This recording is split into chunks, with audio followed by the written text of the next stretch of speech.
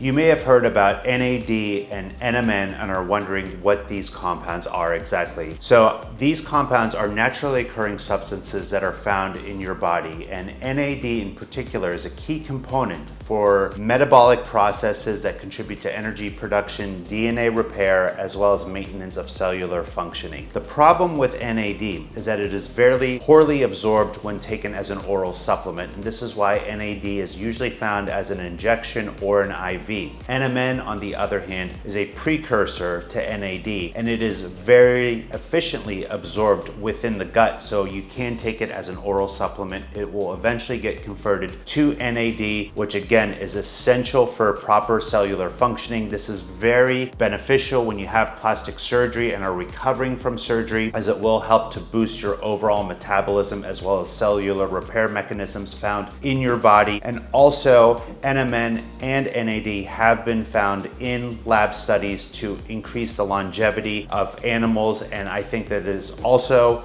translates to human overall wellness and longevity as well.